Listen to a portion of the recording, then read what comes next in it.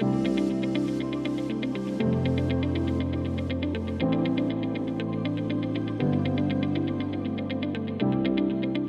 I was researching which doctor to refer to for LASIK, including myself, I looked very closely into the skill level, but also there are a lot of, unfortunately, the public is unaware of the skill level of the surgeons in the area.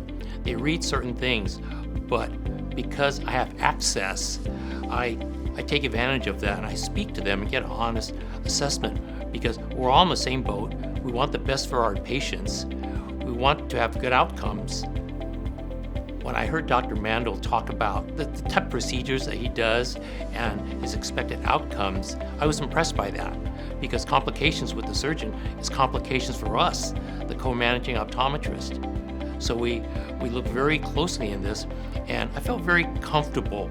But as for any surgical patient, which was myself, there's always a little bit of apprehension, a little bit of nervousness, because you always think, oh wow, that one that's going to have that one mistake is going to be me.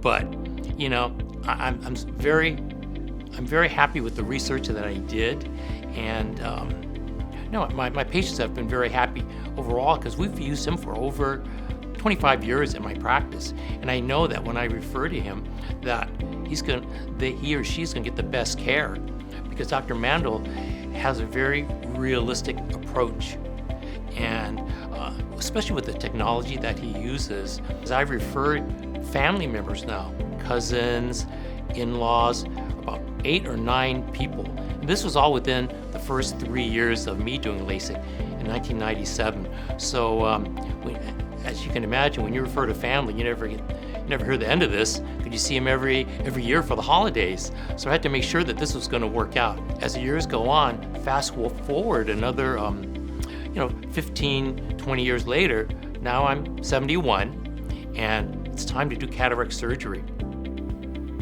I was a monovision patient with the LASIK, and I was very successful all those 20 years. So did a lot of reading about this, and I spoke to colleagues across the country about the light adaptable lens. And hands down, they all said, this is what you should do, the light adaptable lens. And that's the latest lens. That's really one of the cutting edge lenses that are out now.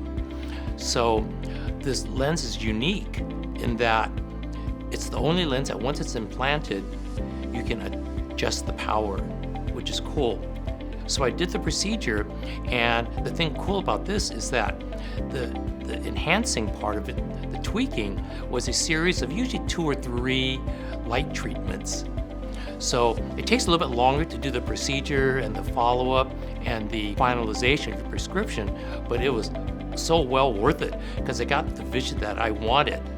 I really feel that the light adaptable lens is going to be the procedure for the future.